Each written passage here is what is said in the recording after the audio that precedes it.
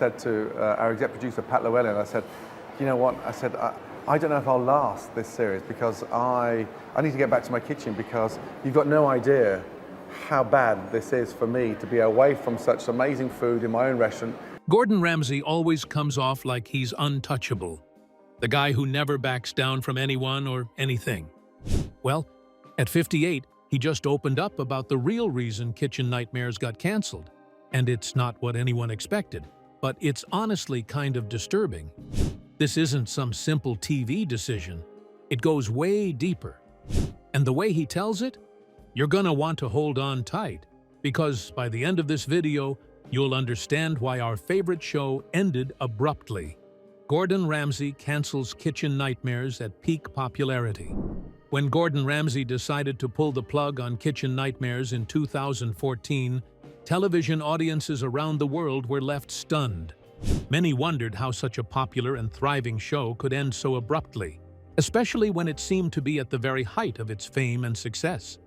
People asked themselves, why stop when everything appeared to be working perfectly?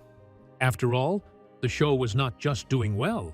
It had become a cultural phenomenon that had captured the hearts of millions of viewers across the globe. It wasn't only about watching Gordon storm into failing restaurants and turn them around, but also about the drama, the tension, and, surprisingly, the hope that came with every episode. Fans grew attached not only to Ramsay's fiery personality, but also to the idea that struggling businesses could somehow be rescued, even if the odds seemed impossible. Kitchen Nightmares became more than a TV show. It was a rescue mission that made us believe second chances were real. But behind the scenes, not everything was as it seemed. And now, at 58, Gordon Ramsay is finally pulling back the curtain on why Kitchen Nightmares really came to an end. And trust me, you'll want to stay with me till the end. Kitchen Nightmares wasn't just another reality show tucked away in the corner of network television. It was a ratings powerhouse, consistently pulling in large audiences and keeping them hooked. During the 2012-13 season alone, it earned over $37 million in advertising revenue, a figure that no other Friday night FOX original could touch at the time. It dominated its time slot across all networks, proving that viewers made it a priority to tune in each week. Wasn't that enough reason to keep it going? That's what many viewers thought, but Ramsay saw things differently. Beyond the numbers, the show was also winning critical recognition. Over the years, it received 5 award nominations, including nods for Best Reality Show and even acknowledgments for Ramsay himself as Best Host. With such balance between commercial success and critical acclaim, who would have guessed it would end so soon? But the success of Kitchen Nightmares went far beyond awards and revenue charts. The show managed to create something rare in television: deep, long-lasting audience engagement. For 10 years, it kept people invested in stories of redemption and failure, producing 123 episodes across 12 seasons. It was broadcast in more than 150 countries, reaching viewers who spoke different languages, yet connected to the same themes of struggle, conflict, and second chances. Tens of millions tuned in, and even after the show ended, its loyal fan base refused to let it fade away. Its YouTube channel continued to thrive. New viewers kept discovering old episodes, and communities online, like its Reddit group, grew strong enough to rank among the top 5% of all groups on the platform. How many shows could boast that kind of staying power long after the cameras stopped rolling? Yet despite all the evidence pointing toward continued success, the decision to end the show was not made by the network, as one might expect, but by Ramsay himself. Normally, networks are the ones calling the shots, weighing ratings and costs before deciding whether to renew or cancel. But in this case, it was Ramsay who declared he was done. He admitted openly, "I canceled my own show on Fox." Fans were shocked. After all, he had built a juggernaut, a series that had run for 7 years in the US and 10 years overall, when including its British version. Why walk away from something so big Ramsay explained with a mix of gratitude and sadness that he had enjoyed entertaining people and helping struggling restaurant owners, but it was time to move on to his other projects. It sounded like a farewell, though not a bitter one. For FOX executives, however, this was far from welcome news. They had not seen it coming. When Ramsay informed them of his decision, they quickly reached out, asking whether they could at least discuss it first. He recalled one conversation where they asked him, almost pleadingly, "Before you take your own show down, don't you think we should talk about that together, as your partners?" It was not hard to understand their shock. Ramsay had become one of Fox's most valuable stars, bringing in viewers like few others could.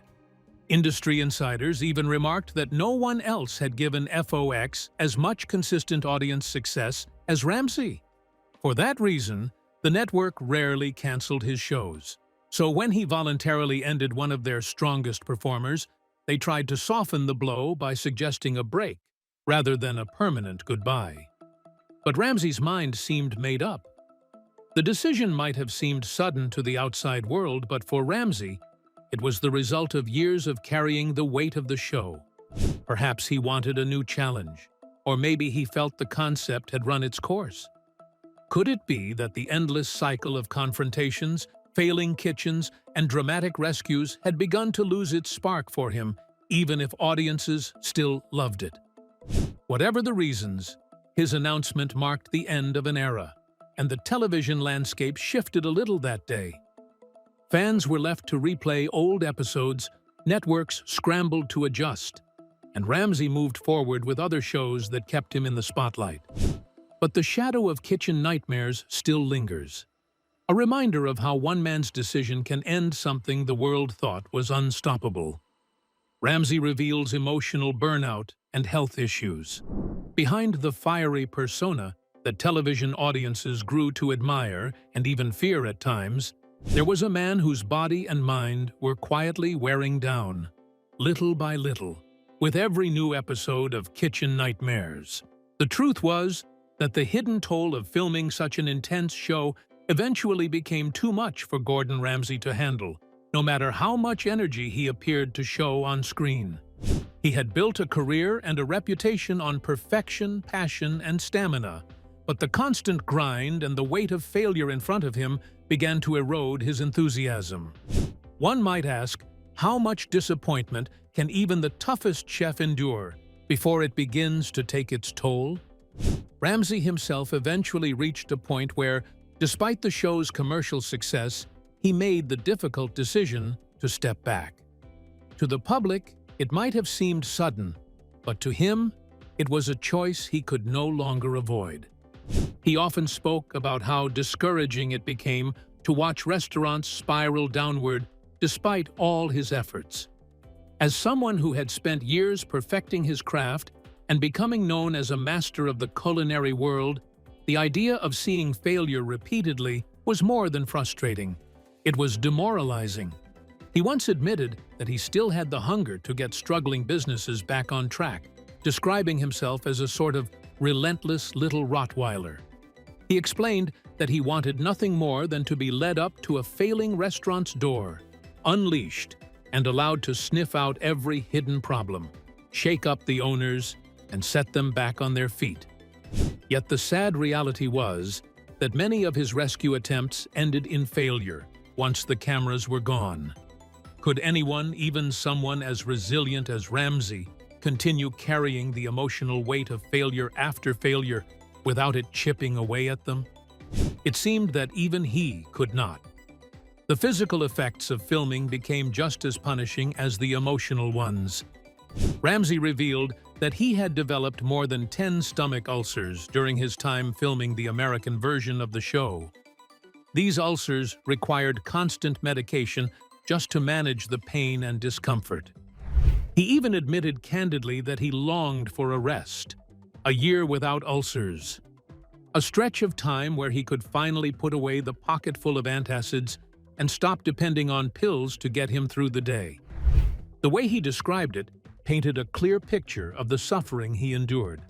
He confessed that he simply wanted to go to the bathroom once a day properly, Instead of running 4 or 5 times after sampling questionable food that had been sitting in freezers or microwaves far longer than it should have. Imagine being forced to eat food you knew could make you sick, just for the sake of helping others and keeping a show going. Could anyone truly sustain that for years on end? Ramsay had his own strategies to protect himself from food poisoning, but even those were not enough. He tried to take only small bites of suspicious dishes, spit out food when necessary, and rely on his instincts to spot spoiled ingredients before swallowing them. But sometimes, there was simply no avoiding the inevitable. Many assumed that his ulcers were caused by stress or his famously fiery temperament, but doctors explained that a common bacteria, Helicobacter pylori, was more likely to be the culprit. Regardless of the science, the result for him was the same: pain, exhaustion, and a body that was warning him that enough was enough. The emotional strain did not come only from the food. It also came from the people. Ramsay repeatedly found himself dealing with restaurant owners who resisted his help, shutting down emotionally or refusing to admit the truth about their failing businesses. He often said that working with such people felt like trying to push a string uphill, endlessly frustrating and draining. Viewers could see the tension on screen, but they could not feel the full exhaustion of sitting across from someone unwilling to change, someone who would rather stay in denial than face the brutal facts. Was it any wonder that this wore him down over time? In one memorable case, Ramsay even had to suggest professional therapy for a chef whose toxic behavior had left the entire staff on edge. The responsibility of not just fixing restaurants, but also navigating such intense personal struggles weighed heavily on him. Mental health challenges in the restaurant world are well documented, with long hours, constant stress, and relentless pressure leaving many chefs and owners feeling burnt out. Ramsay was walking into these environments over and over again, almost inviting stress and anxiety onto his own shoulders. He admitted at one point that his concern for his own well-being was growing, sharing that he even refused to eat in one restaurant because he wanted to live long enough to celebrate his young son's first birthday. That moment showed how deeply he was beginning to reflect on his priorities. Could a television show, no matter how popular, really be worth risking his health or his time with his family? In the end, all of these layers of pressure, the relentless failures, the punishing hours, the toxic kitchens, and the heavy toll on his personal life, piled up until Ramsay was left with no choice but to step back. It wasn't necessarily goodbye to kitchen nightmares forever, but he admitted he needed a breather before the weight crushed him entirely. And just when you think the story couldn't get heavier, one restaurant encounter would push Ramsay past his breaking point. Stay with me, because what happens next reveals the side of him few have ever seen. One restaurant encounter pushes Ramsay to breaking point. It was said that while the stress and health problems Gordon Ramsay had carried for years were already weighing him down, it was not those alone that pushed him to the edge. Instead, it was one single confrontation that truly sealed the fate of kitchen nightmares. People often wondered how a man as tough and resilient as Ramsay, who had endured countless stubborn owners and crumbling kitchens, could finally decide to call it quits. And the answer, as he later revealed, came during what would become his very last episode. It was at a ski resort in the south of France, where Ramsay came face-to-face with a British restaurant owner who seemed to embody every reason a business failed. Ramsay even admitted in an interview with Entertainment Weekly that he woke up one morning after a grueling week of filming and thought to himself that he would not trust this man to run his bath, let alone his restaurant. And really, what could be more telling than that? The situation was particularly disturbing because this owner, identified as Tim Wall, ran Le Deck, a restaurant at the ski resort, and he knew he had a monopoly on hungry tourists. Ramsay explained that because there was nowhere else to eat, the man believed he could take advantage of his customers. Instead of caring about service or food quality, Tim seemed to build his entire business model on the fact that people had no choice but to come to him. Wasn't that the exact opposite of what hospitality was supposed to stand for? It was a question that hung heavy over the entire filming process, and Ramsay felt the unfairness of it deeply. As the days went on, Ramsay quickly realized he was getting nowhere. The owner remained difficult, closed off, and not the least bit interested in Ramsay's trademark bluntness or professional guidance. People reported that he was combative and disrespectful, constantly pushing back rather than listening. Ramsay himself admitted that Tim gave him grief just for telling the truth, and that, in itself, was almost absurd. After all, wasn't the whole point of Kitchen Nightmares to accept help and turn things around? Yet here was a man who did the exact opposite. What shocked Ramsay even more was not just Tim's resistance, but his treatment of his own staff. At one point, Tim lashed out at his employees, shouting at them for looking scruffy behind the bar, even though they had been working hard and doing their jobs well. The outburst was so harsh that it reduced one waitress to tears. For a man like Ramsay, who had built a career on tough love, but also on respect for the people in the kitchen, this behavior was beyond the pale. How could someone tear down the very people keeping his business afloat? That single moment said everything about why Ramsay's efforts were failing so badly in this case. By the end of the week, Ramsay had reached his breaking point. He later recalled simply thinking, "I'm done." It was not said with anger, but with a kind of final exhaustion, as if the fight had gone out of him. Years of battling with resistant owners, years of walking into failing restaurants and trying to drag them back to life, had all led to this moment. Tim Wall wasn't just another obstacle. He became the symbol of everything that had drained Ramsay's passion for the show. And so, when Ramsay returned to his hotel room, he made the decision that shocked many. He would cancel his own show. He told it plainly later, saying that he had pulled the plug on Kitchen Nightmares himself. It was not just another rough shoot or another stubborn owner that brought this about. This moment shifted Ramsay's perspective entirely. He began to see that no matter how many restaurants he tried to save, there would always be those unwilling to listen, unwilling to change, and unwilling to care about the very people they were meant to serve. And wasn't that, at its core, the real nightmare? After years of pouring himself into the series, Ramsay realized that he had reached the end of that journey.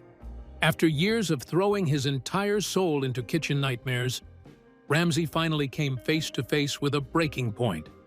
The triumphs, the fame, the unforgettable stories. They all faded the moment he stood across from owners like Tim Wall, when the weight of the show became heavier than the rewards. That last encounter didn't just end an episode, it closed a chapter of his life. But just when viewers thought it was over, Fox had something unexpected waiting in the wings. And you'll want to stay with me till the very end to see what it was. Fox launches 24 Hours to Hell and Back as a replacement. 3 years after Kitchen Nightmares ended, people thought Gordon Ramsay had closed that chapter of his career for good. But Fox had other ideas. The network, not ready to lose their star chef, persuaded him to return with a new format that was faster and more dramatic. Ramsay recalled in an interview with Entertainment Weekly how the executives had come to him and said they wanted something stronger, something fresh that would stand out. The result was Gordon Ramsay's 24 Hours to Hell and Back, which made its debut on June 13, 2018. This time, the format was very different. Instead of a full week to turn failing restaurants around, Ramsay had just a single day. Imagine that. Only 24 hours to fix the food, train the staff, redesign the space, and bring back customers. Could that really be enough time to change the future of a struggling business? It sounded intense, and that was exactly the point. To add even more flair, Ramsay would go undercover in disguise before revealing himself, which gave the show a more dramatic opening than Kitchen Nightmares ever had. The production was also handled by Ramsay's own company, which meant he had greater control over how the show was presented. One of the standout additions was a massive 70-foot mobile kitchen called Hell on Wheels, which traveled from restaurant to restaurant. Inside this giant truck, chefs were trained on new menus, and the team worked together in a space that felt more like a high-tech command center than a traditional kitchen. On paper, it all sounded like the perfect recipe for a hit. But as the episodes aired, critics and viewers began to notice problems that could not be ignored. The biggest issue was the clock. The constant countdown pulled attention away from the transformation itself. People were more focused on how many hours were left than on whether the staff was really learning and improving. After all, how much can a team truly change in one day? Could servers really memorize a new menu? Could a chef master new techniques in less than 24 hours? For many, the answer seemed obvious. The rushed pace created tension, but not always in the way the producers had hoped. Viewers felt that something important was missing. The sense of genuine growth and deeper storytelling that Kitchen Nightmares had delivered. Instead of watching a journey unfold over time, they were watching a race against the clock. And while the urgency may have added drama, it left less room for the emotional investment that had once made Ramsay's rescue missions so compelling. Critics pointed out that the format seemed more gimmicky than authentic, and some fans admitted that they simply didn't enjoy it. On forums like Reddit, people shared their frustration. One viewer wrote that the 24-hour constraint felt like a trick, while another said they stopped watching because the show no longer had the magic of the original. If Kitchen Nightmares had been about hope and persistence, 24 Hours to Hell and Back often felt more like a quick fix. And doesn't everyone know that quick fixes rarely last? At first, the numbers seemed to suggest otherwise. The premiere drew in solid interest, showing that audiences were curious to see Ramsay back in action. But as the seasons continued, viewership slipped. From 2018 to 2020, the show lasted 3 seasons, yet the audience steadily declined. By the 3rd season, ratings had dropped by more than a third compared to Season 2. The novelty had worn off, and the flaws of the format were too obvious to overlook. Fans who had once been excited to watch Ramsay tear into failing kitchens were now less engaged, and many openly admitted that they missed the old format. They wanted the depth, the connection, and the storytelling, not just the countdown clock and the giant truck. The real test of the show's impact, though, came in the survival rate of the restaurants themselves. Out of the 27 establishments that Ramsay and his team tried to rescue, only 16 were still open after the show ended. That number was better than nothing, but it revealed that the lightning-fast method wasn't as effective as it first seemed. For some restaurants, the changes just couldn't take root in such a short time. For others, the pressure cooker approach left them unable to keep up once Ramsay and his team rolled out of town. So while the show had its share of fiery clashes and gave fans another taste of Gordon Ramsay's famously sharp, no-nonsense edge, it somehow missed the magic spark that made Kitchen Nightmares unforgettable. People didn't just tune in for the drama. They came back week after week because Ramsay was giving broken restaurants and desperate owners something priceless, a genuine second chance. And just when it seemed like those days were gone forever, fate, in the form of a global pandemic, pulled Ramsay right back to his true passion. Stay with me, because this comeback story only gets better. Pandemic revives Ramsay's passion for restaurant rescue. The COVID-19 pandemic was a time no one in the world could have truly prepared for. And when it swept across the globe in 2021, of the industries that felt its weight the hardest was the restaurant business. It was reported that Gordon Ramsay, who had long stepped away from the rescue-style television format that had once made him a household name, suddenly felt a renewed pull toward it when he saw the devastation happening all around him. After years of burnout from the fiery confrontations of his earlier shows, he had not really imagined going back. Yet the sheer scale of the crisis seemed to stir something deep inside him. The restaurant sector faced unprecedented challenges, with lockdowns forcing dining rooms to close, staff to be let go, and loyal customers to stay away. Figures showed that about 110,000 eating and drinking establishments either shut down permanently or were forced into long-term closure during the pandemic's first year. Was it not heartbreaking, people asked, to think of hard-working owners who had put in their life savings, years of sweat, and all their hope into building a dream, only to watch it collapse through no fault of their own? Observers noted that Ramsay himself was not immune to the crisis, as his own restaurant group suffered significant financial losses during that same period. It was said that this personal experience gave him a fresh perspective, one that he did not fully have during his earlier years of filming Kitchen Nightmares. He was reported to have understood now, more than ever, the raw pain of watching something you had built slip away in the face of circumstances completely beyond your control. Unlike in the earlier seasons of the show, where many of the restaurants were failing because of poor decisions, lack of leadership, or stubbornness from the owners, this time the situation was different. These were not reckless mistakes or lazy choices. These were men and women whose businesses were simply crushed by the global shutdowns, and Ramsay, having been through it himself, was said to have felt a deep empathy for them. And was it not natural, some wondered, for someone with his level of success to reflect on how fragile even the most carefully built empire could be?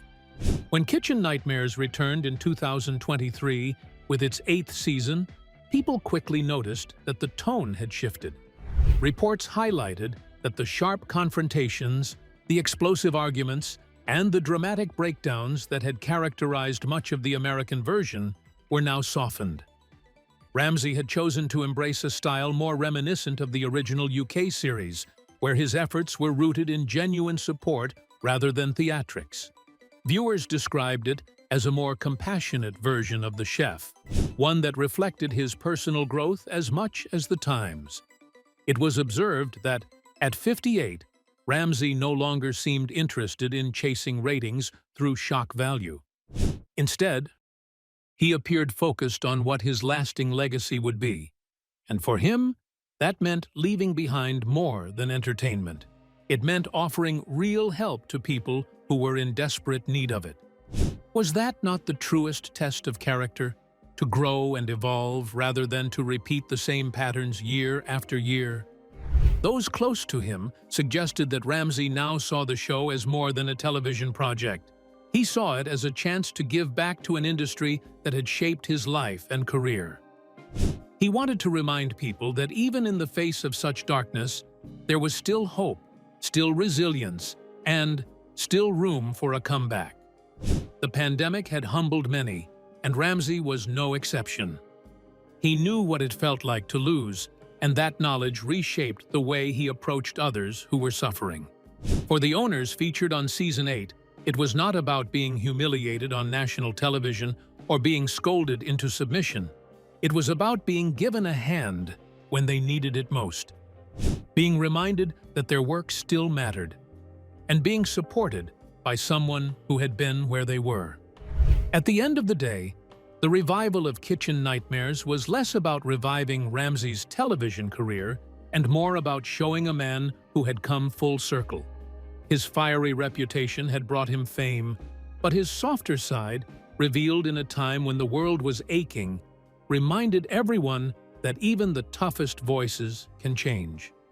As people watched, they did not just see a chef helping restaurants, they saw someone confronting his own journey, acknowledging past mistakes, and deciding that his legacy would be built on care and impact rather than spectacle. And really, was that not the most powerful transformation of all? With this, we have come to the end of this video. Thanks for watching. If you enjoyed this video, do well to like, comment, and subscribe for more content.